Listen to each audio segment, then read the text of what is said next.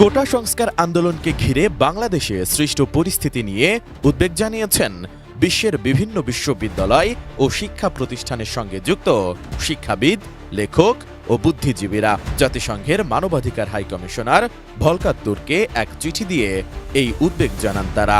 একই সঙ্গে এ বিষয়ে অবিলম্বে পদক্ষেপ নেওয়ার আহ্বানও জানিয়েছেন বিশিষ্টজনেরা।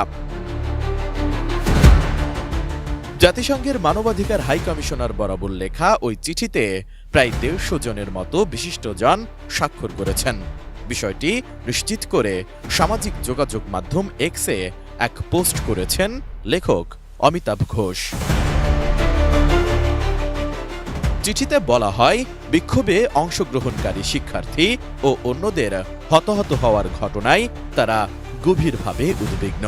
বাংলাদেশে ঘটে যাওয়া ওই সহিংসতার ঘটনা কোনো গণতান্ত্রিক দেশে শুধু বিক্ষোভ প্রদর্শনের মৌলিক অধিকারই খর্ব করেনি, বরং বাংলাদেশ সংবিধানের 32 অনুচ্ছেদের অধীন মানুষের জীবনযাপনের অধিকারের নিশ্চয়তাকে উপহাস করেছে।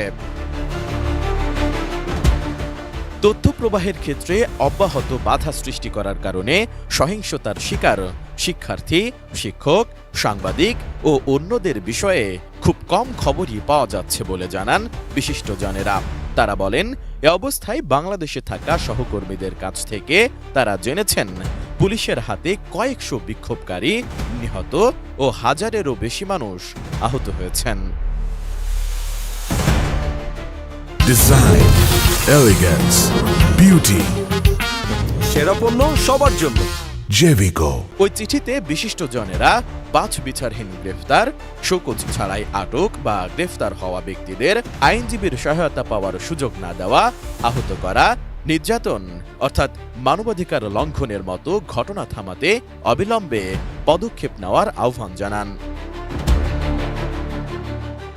চিঠিতে বিশিষ্টজনেরা আরও বলেন, ভয়ভীতি ও নির্যাতনের এমন পরিবেশের প্রেক্ষিতে জাতিসংঘের মানবাধিকার হাইকমিশনার হিসেবে ভলকার তুর্কের কাছে তারা ওইসব ঘটনায় একটি স্বাধীন তদন্ত পরিচালনার জন্য চাপ প্রয়োগের অনুরোধ জানাচ্ছেন, যাতে বিক্ষোভকারীদের বিরুদ্ধে প্রাণঘাতী সহিংসতা ঘটানো এবং সংবাদ প্রকাশ ও যোগাযোগের ক্ষেত্রে বাধা সৃষ্টি করার জন্য দায়ী ব্যক্তিদের জবাবদিহিতার আওতায় আনা যায়।